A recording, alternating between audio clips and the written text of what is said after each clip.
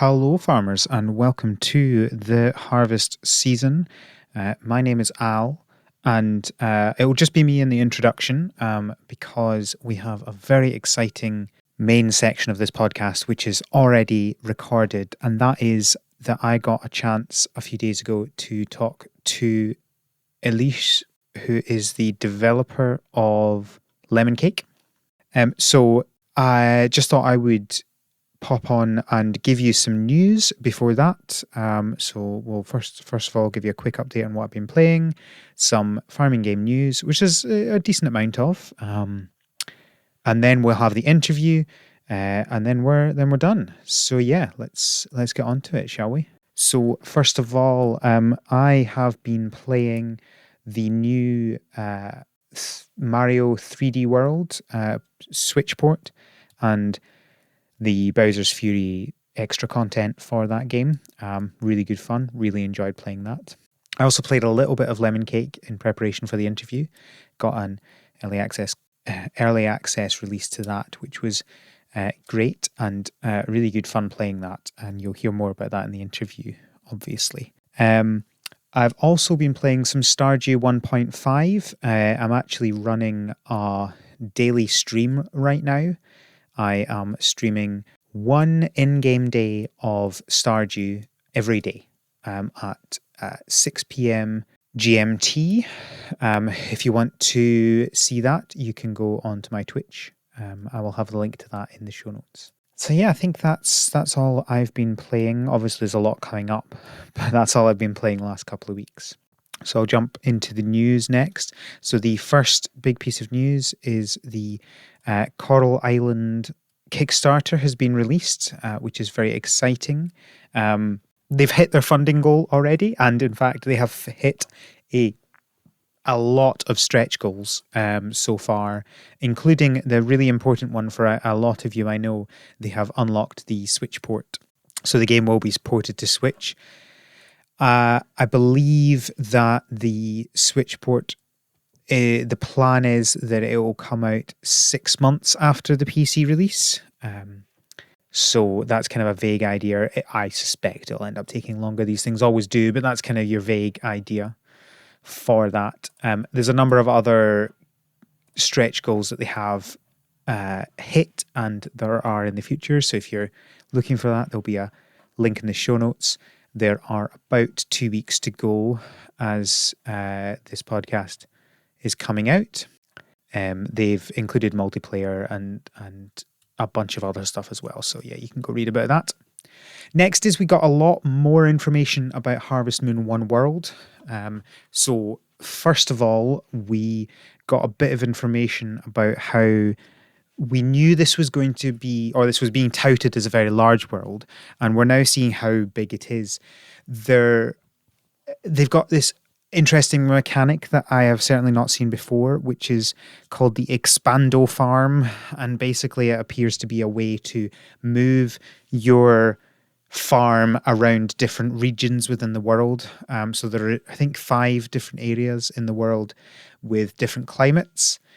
Presumably that means you can grow different crops as you learn more crops. There are different animals. There's even different mines in the different areas. I'm guessing, based on what we can see, there's a long document explaining some of how it works, but I'm guessing that you can't just walk between the areas and you have to choose one to live in at the time. But yeah, it talks about there being different towns in them, so there's different people in the different areas as well. So it'll be interesting to see how that works. Presumably, you can't go and talk to people from one town when you're in the other area. You have to move your farm around. I don't know whether there are restrictions on how often you can do that. It's quite interesting, I think. I'm kind of looking forward to this. If nothing else, it will be interesting to try out. Not going to promise that it's going to be enjoyable, but I think it will be interesting to try out, and I'm definitely gonna see what it's like. So we'll see how that goes. The overall story, I think we got an idea of previously, which is that the world doesn't know how to grow fruit and veg anymore. The harvest, we've got a bit more information about that though, with the harvest goddess has apparently left the harvest wisps around the world to help you learn more about crops.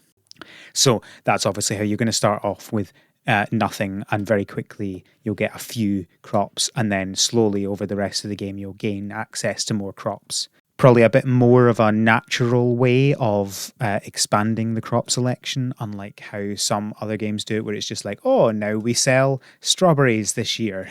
What a surprise. Why didn't strawberries exist last year? So it will be interesting. There's also some more information on animals. So obviously you've got your standard animals, as you usually do, your dogs and cats and cows and horses and sheep and chickens. But they also have camels, reindeer, and bears. The implication, I think, was that you actually get them on your farm, but we didn't actually see any footage of that. So it could be like how in some games you can befriend wild animals. I don't know. I guess we'll find out. But I love the idea of having a camel on my farm, but I'm also guessing that it doesn't go everywhere and it can only be in like the hot climate. I guess we'll find out in reindeer in the cold climate. So I guess we'll find out. If you want to read more of that, there's a lot more detail. I don't want to go through all of it just now, and I don't think I've even read through it all. So some nighttime reading for me at some point probably. But yeah, that will be in the show notes. The next piece of information is that Ooblets, the Ooblets Wildlands update is out now. So the main thing about that is it includes a new area to go to. There's some other things as well, some new upgrades to things. There's a mine for getting nirnies, some new items and stuff like that. So it looks really good if you've been playing Ooblets. Good update for that. A very exciting piece of news is that Littlewood is finally coming to Switch. It will be releasing on Switch on the 25th of February, just a week and a day after after the podcast comes out. So get that in. The pre-orders page goes up a week before that, so the 18th of February. So yeah, if you've been waiting to play Littlewood on Switch, now is the time. Go get that game. We also have a release date for 100 Days, which is a game I've talked about before, but probably not a huge amount. It is a winemaking simulator. So you're creating a winery with your, I don't know, it's not an orchard because it's not apples, it's grapes. Lots of grapevines, and you're building them out and you create wine. I don't know. I'm not a wine expert. I don't know what I'm talking about, but it looks interesting. So that is going to be releasing on the 13th of May. So if you've ever wanted to run a winery, now you can do it. Or then you can do it when it comes out. There's also an update to Village Monsters. The Village Monsters Living Lands update is out now. So that, I think, is I think the plan was that this is the last big update before the 1.0 update. Yeah, the next update should be 1.0 unless there are some bug fixes. And the plan is still for it to come out in the spring. And I guess we'll just have to see how that goes. Very exciting. I'm looking forward to that coming out. There's obviously a big list of new stuff in that update. I won't explain it all, but there's a link in the show notes to that. But there's a lot of stuff in this update.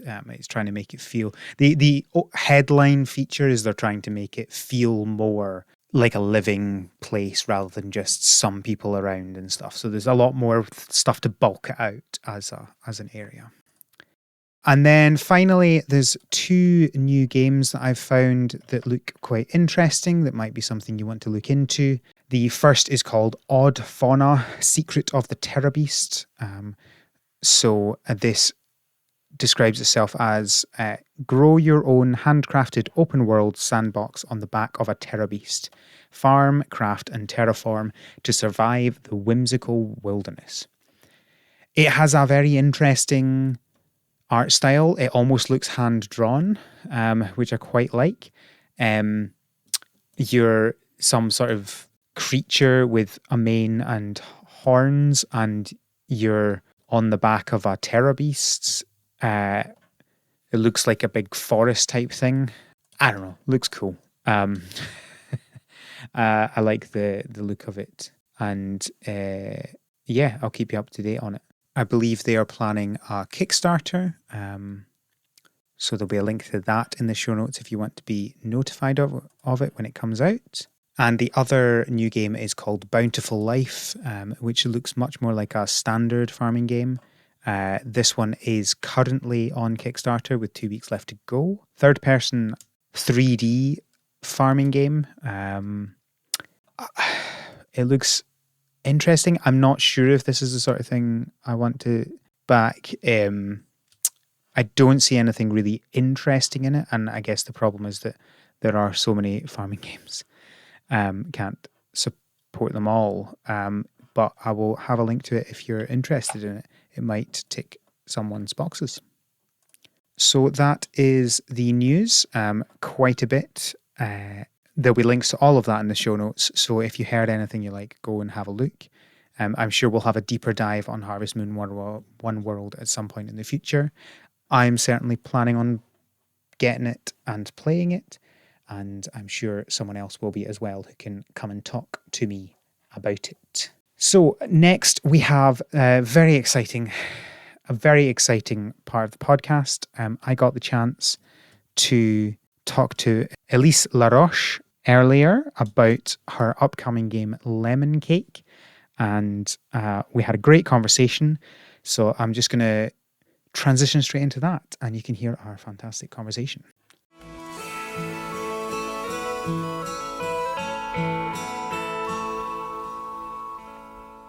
So I'm now here with Éloïse Laroche, the developer of Lemon Cake. Thank you for joining me. Thank you so much for having me here on your podcast. I hope I didn't butcher your name too badly there. But, first of all, we'd like to know about you. So could you please tell me who you are? Obviously, I mentioned your name and the game you've made, but what do you do? And if you can give us your preferred pronouns as well. Yeah, thank you so much. So my name is Éloïse, and my pronouns are she and her. And I'm a solo indie game developer. So I make games by myself. I've been doing that for the last 3 years. And I'm, like a programmer, an artist, designer. So yeah, I've just been making my games solo, and I really like wholesome, cute simulation games. So yeah, that's what I do. Cool. So on this podcast, we generally talk about farming games, and obviously we'll get into the specifics of your game later on. But we'd quite like to know, so what sort of games do you like to play, and do you have any previous experience with farming games?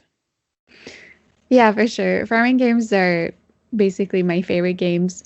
The last one that I played that I really like was Spiritfarer. I thought it was just like a really interesting and original take on the farming genre. Also played a lot of Animal Crossing last spring. I think everyone did though. But yeah, that was like a really, really fun game to have at the start of like lockdown. But like overall in my life, one of my favorite games has been Zoo Tycoon 2. I just really like having cute animals in games. So obviously like having a zoo with a lot of animals in it, that was really fun. And yeah, when I was like a little kid, that was, I think, like my first real experience with a video game. So maybe that's why it kind of like stayed with me as a favorite game.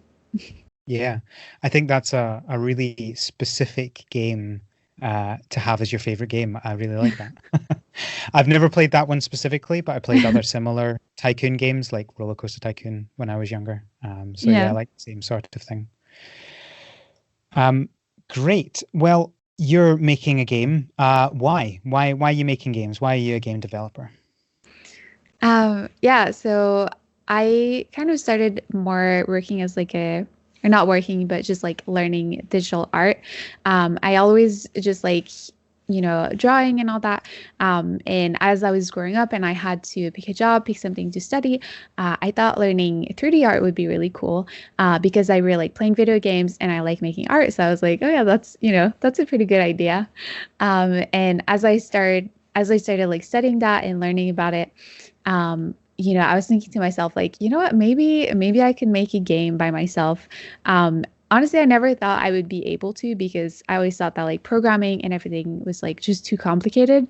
I was really intimidated by it. But when I got started, I realized like, oh, you know what, this is actually something that I can do. And I've been kind of just like obsessed with it since then. And I really love making games now. Um, so yeah, that's kind of how I ended up here. And for the kind of games that I make, so I really like wholesome simulation games, and that's really what I've specialized in. Especially because I find that on PC you don't really have a lot of options for those kinds of games. So I was like, well, I'll have to make them myself. If I can't find the games that I want to play already made, I'll just have to create them. Cool. Yeah, that makes a lot of sense.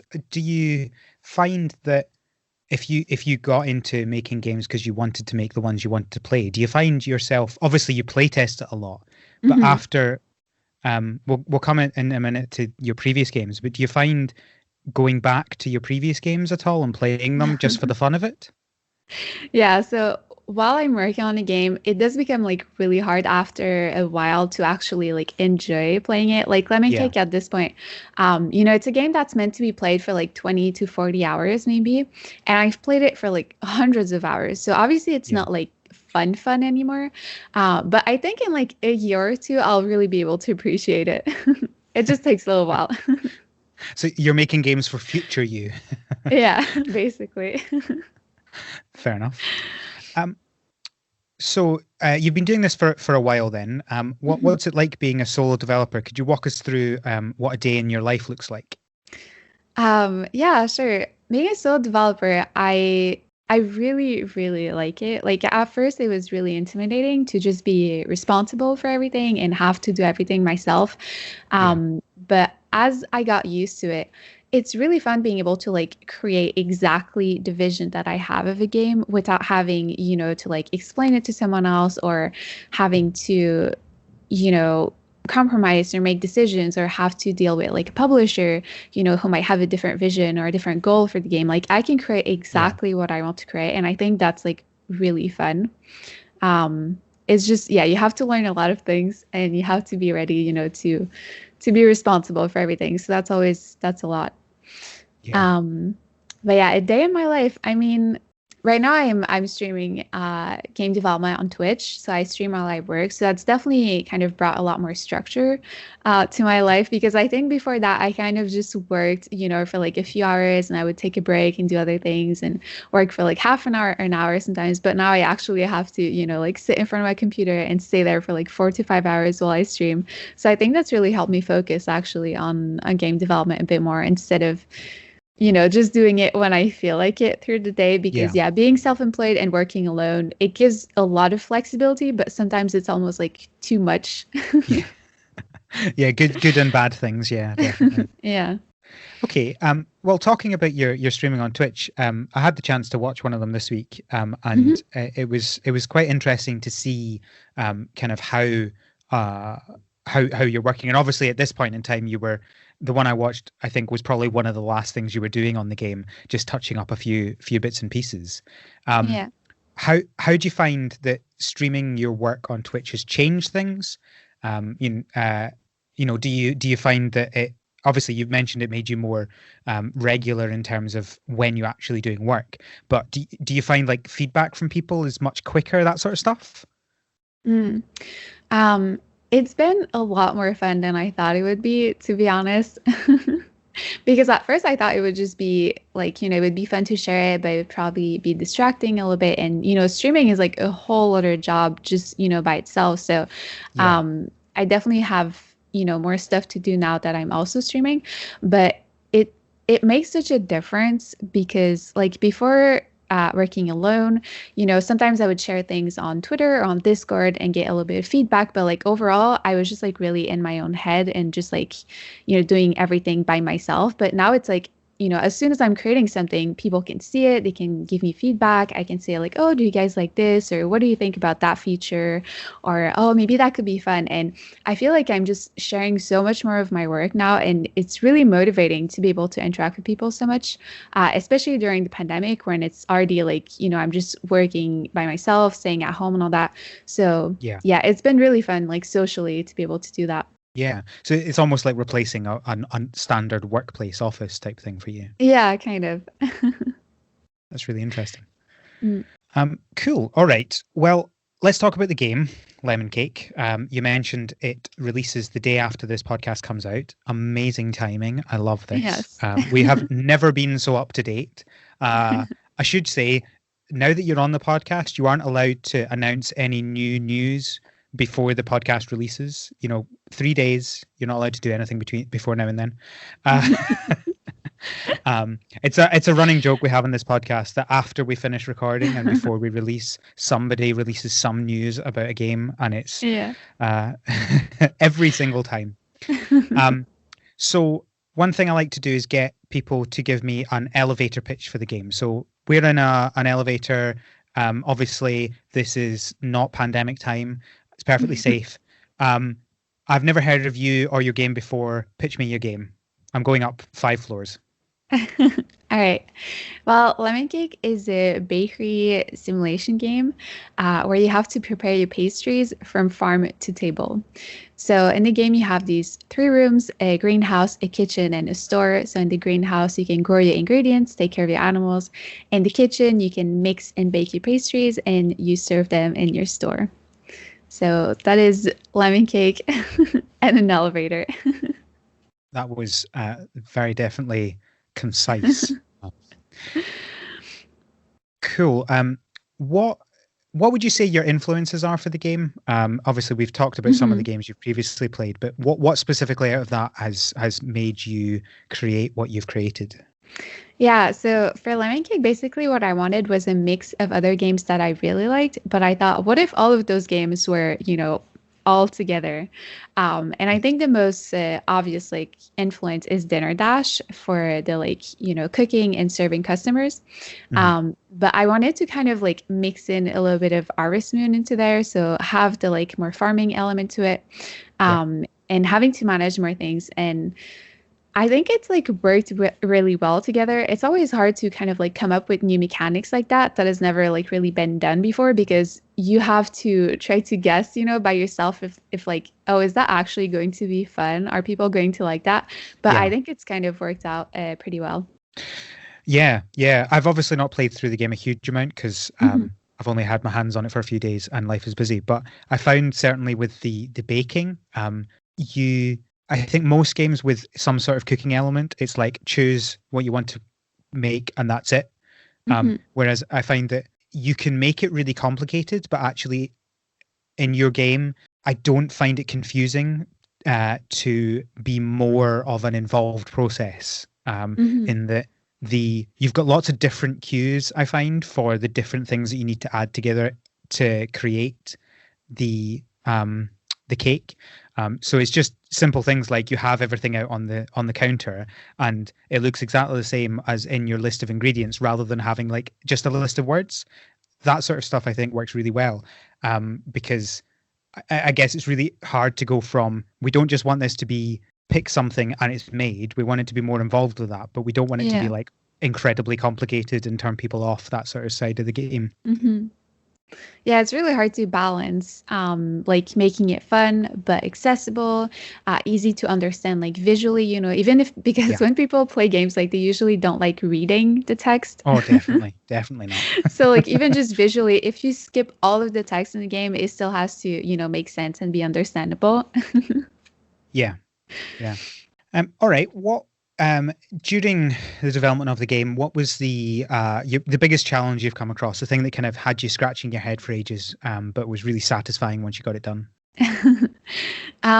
I feel like that's a really hard one because one thing that I do during development is when I struggle with something, like if it's I don't know what art style I want to do, or I have a programming issue, or I don't know what to do with a certain design or user interface, I just change what I do, right? So if I'm struggling in one discipline, I just go and do something else instead. And then when I come back to it later, sometimes I have like better ideas or I know how to approach the issue a little better. Um, so that's one thing that I Okay. really like about, being solo is that I can kind of like change what I'm focusing on and it Yeah. helps me fix issues. Um, but yeah, I think figuring out like how to make this game fun at the start was kind of a struggle because a lot of the game is just like running around and carrying ingredients. And before Yeah. I added like all the content, all the like pretty art and the recipes and all that, um, I was really not sure if the game would actually be fun. And this sounds like weird to say, but it can be super hard to find the fun in your game when it's just like a bunch of cubes and you don't have like any assets, you don't have the music and all that. Yeah. So yeah, the design at the start was kind of difficult. But I think it's worked out okay in the end. Hopefully. Personally, I enjoyed my time playing with it so far. So, and That's good. it certainly looks good. You've done really well with all the assets in the game. I think Mhm. it's a very pleasing game to look at. Thank you. Um, all right, what was the easiest part? And I'm gonna, in terms of when I say easiest, maybe something that you thought might be difficult, but you Mhm. were surprised it was actually really easy. You had it done in an afternoon, but you were expecting it to take weeks or something. Um, I'm trying to think about that. I don't think that happened, to be honest. Usually it's Nothing at more the all. other way around. All right, fair Right? Like enough. I'll think about something, I'm like, oh yeah, that's gonna be easy to do, I'll get that done today and it won't be no trouble. And then actually it takes me a week to do it. I Hmm. feel like usually I underestimate how hard it is to do something, even if I've done it before, right? So yeah, Yeah. that's definitely something that happened often. But like for the easiest part, once I got the art style figured out, it was really fun to do because the game is, very hand painted. So there's no like actual light in the game. So like all the shadows, all the highlights were just like painted on the All right. model, Okay. which gives it like a very unique look, I think. And once Yeah. I figured out like how I wanted to do that, it was really fun, like really just like relaxing to work on, especially making all the pastries, like all the cakes, the donuts, the cookies. I had a lot of fun like picking which one to put in the game and designing them and then painting them and all that. Cool. Yeah. Obviously. Listeners will know I'm also a software developer, not a game developer, but a software developer. And yeah, too many things in life are much more difficult than you find. But I generally find there's always one or two things that I was expecting to take ages, and you're like, oh, Mhm. that worked first time. I don't understand. Where's the catch to that? Um, but yeah, no, that's good. Um, so the game comes out on Thursday, tomorrow, if you're listening to this on release day. Or if you're not, it's already out. Go buy it. Um, do you have any plans for the game going forward, or is it done? Is this the final version?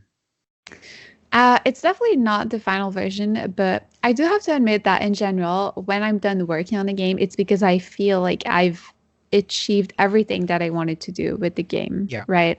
So usually, like, I don't really plan for things to be added after the release. Like, if I want to have something in the game, I'll do it before releasing it. Yeah. Um, and I find that it makes the initial release just a lot better for the players because, it doesn't feel like something is missing. Uh, but one thing that I've realized would be really fun to add in the game after getting some of the like player feedback in the last month, would be having like different game modes, right? Maybe something All more like right. competitive because right now it's just like Yeah. the storyline, like endless mode kind of.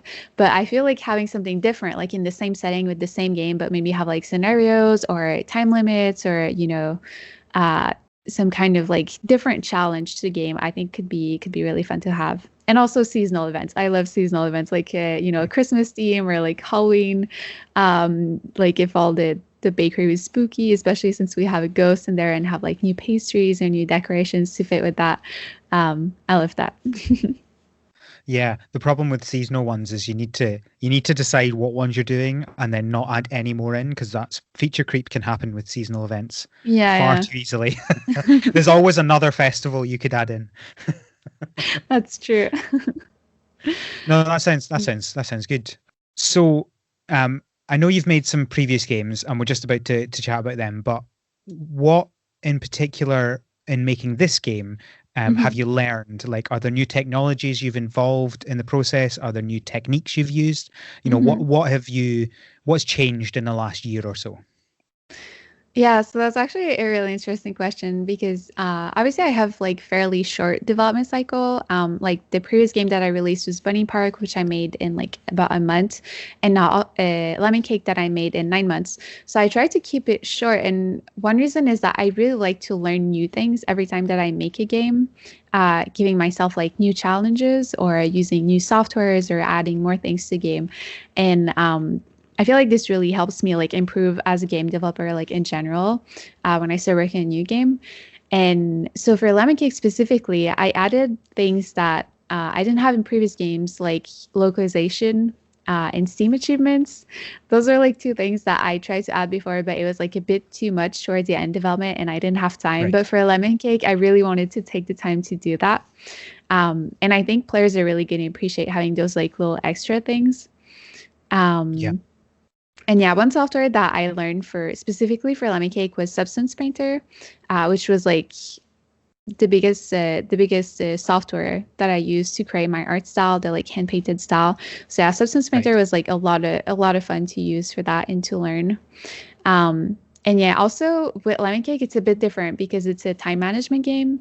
And before that, I made like a sandbox game and a like more third person RPG game. So it was also like a really different genre for the type of gameplay that we have, even if like the theme is similar to my previous games.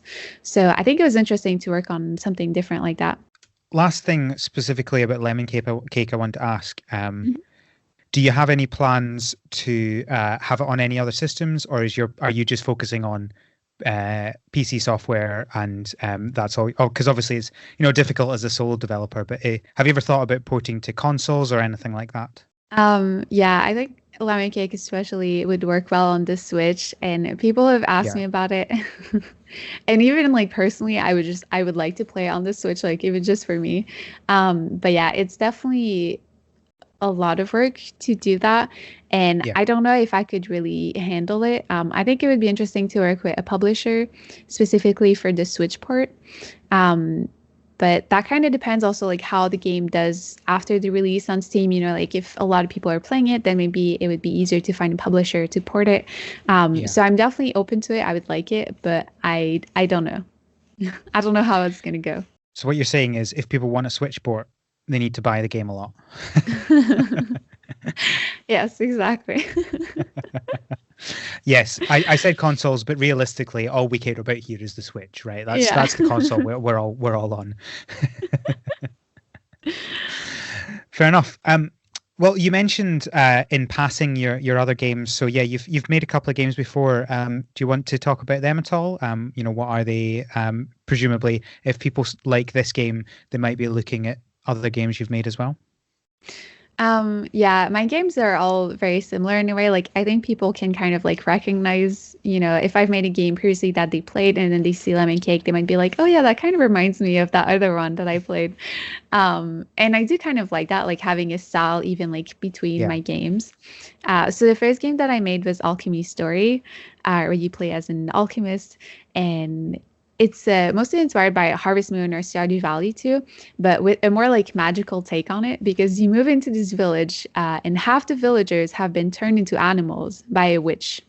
So Oh, you have to help the villagers and turn them back into people, and then kind of like figure out the story, like what happened with the witch and all that. And so Alchemy Star was my first game, and it was a lot of work to get it done. I worked on it for like a year and a half, and I'm just starting to like play it again, right? Like we were talking about earlier. It's starting to have been like long enough that I worked on an Alchemy Story that I can actually enjoy it as a player. yeah. So I'm kind of like starting to get back into it now. And yeah, I also made Bunny Park, which is like a sandbox clicker game where you just build a park for bunnies. It's very simple, very cute. I love Bunny Park too. It's a very fun game to make. Well, and that's the best thing to make is things you enjoy making. Yeah. So Lemon Cake comes out. You've got some plans for possible updates to Lemon Cake. Although obviously no promises. Don't buy the game based on possible updates in the future. What's your plans after that? Have you got future games that you're planning? I saw that you had a Twitch stream that was talking about that, but I've not had any time to watch that yet. Hmm. Yeah, I mean, I have a million different ideas for games that I would love to make. Honestly, like even if I make games for my whole life, I'm not even going to be able to like actually create 1% of the games that I want to make. Like, and sometimes that makes me kind of sad because it's like, oh my God, there's so much fun stuff that I could do. So I yeah, love I definitely love got that plans. attitude. I love that attitude to life. Sorry, I love that attitude. Yeah, I mean, I don't know. I feel like there's just like so many possibilities in the like whole subgenre, like moving away from games that are more focused on like combat and stuff like that. I don't know, simulation games, it really like inspires me to make more. But yeah, for my next game, I'm already starting to work on the like game design document, like I was streaming, and it's gonna be a horse ranch simulation game. Oh, So where you have to build up your ranch from nothing, and you have to raise horses, train them, compete with them to earn money, breed them to create like better horses. Um, and yeah, just like do all of that, like taking care of your horses. I'd also like to have farming, so you have to grow like food for them, maybe do some like blacksmithing to make horseshoes. So it's gonna be a pretty giant game. Gonna be working on it for a little while, but it's something that I've always wanted to do. I just didn't feel like I was ready for it yet because I think it's gonna be really difficult to make. So I wanted to do some other games first to kind of like get ready for it and learn more about like game development. yeah, But yeah, I'm really, really looking forward to this one. cool. I'll be looking out for it. I'm sure. Um, before we finish up, are there any final thoughts on the game? Anything that anything I haven't asked you about the game that you want the people to know about? Um, one thing that actually surprised people, I think, when they start playing Lemon Cake is that the game looks really cute and casual and wholesome, but it is actually pretty like fast paced and it can get pretty Yeah. difficult. So it is like a time management game, and you have, these like three rooms in the game, and in each room you have stuff going on that you have to take care of. Like in the greenhouse, you have to make sure that you water your plants before they dry out. In the kitchen, you have to make sure you don't burn your pastries. In the store, you don't miss any customers, that leave because you didn't serve them. So yeah, it's actually a pretty like busy game. And I try to balance it out because you have a preparation time in the morning where you can just like take as long as you want to like make your pastries, get ready for the day. But once you open your store, yeah, it's a pretty fast-paced game. And I think that surprises people a little bit. Yeah. Mm. Well, I guess life in a kitchen isn't meant to be quiet and calm. No, for sure. How can people find out more about the game, buy it, these sorts of things? Anything else to do with that? Yeah, so the game is going to be on Steam. And it's also going to be on Itch and Game Jolt, I think, because I know some people don't like buying games on Steam. So I'm just putting it on a few different platforms on PC to give people like the option. But yeah, usually Lemon Cake on Steam should be able to find it. Sometimes when you Google it, it's hard because you just get a bunch of lemon cake recipes. I did not think about that. But sometimes you have to look up Yes. like lemon cake game, and then you actually Yeah. like find all the links. Yeah, we'll have links in the show notes, listeners. So if you want to get to the game, you can go through that. Finally, I ask this of everybody. Sometimes we get something, sometimes we don't. Is there any secret that you have about the game or about past or future stuff that nobody knows about yet that you can share with us? And no is a perfectly acceptable answer. Maybe one thing that I could say for lemon cake is try to give some snacks to the cow. Oh, and see what happens. oh, I like that. I like that as a secret. It's an exclusive. You hear it. You hear it here now. Hear it here. You heard it here first. Podcast comes out before the game, so hopefully no one will find that before the podcast comes out. Thank you very much for taking some time to talk to me. Yeah, for sure. Can people find you on? You've got Twitter and Twitch. Do you want to mention those at all? Yeah, so I post on Twitter pretty much only about games. And I try to post there pretty frequently.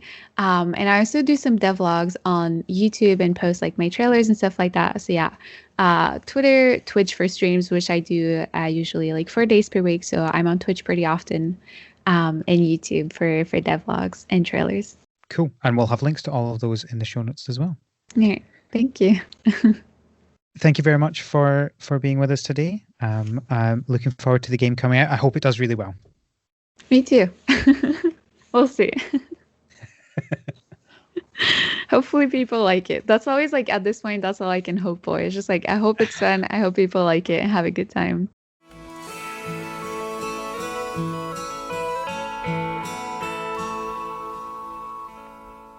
So that was our interview with Éloïse. I hope you enjoyed that.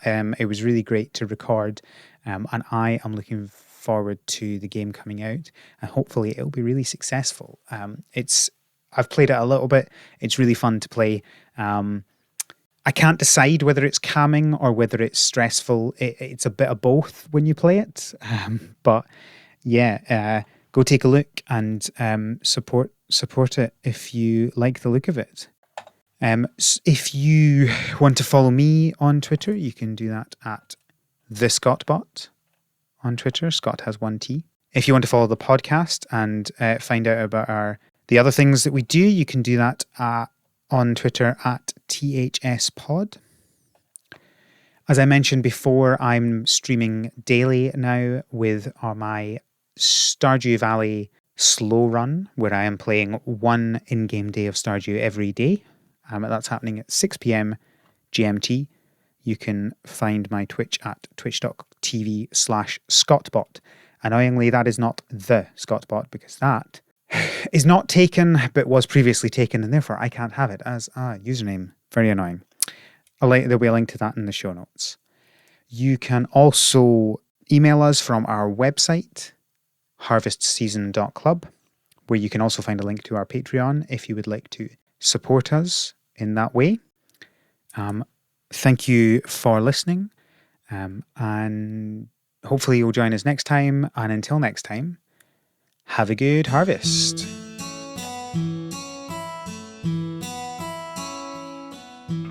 The Harvest Season is created by Rochelle Delaney and Al McKinley, with support from our Pro Farmer level patrons, Kevin and Stuart.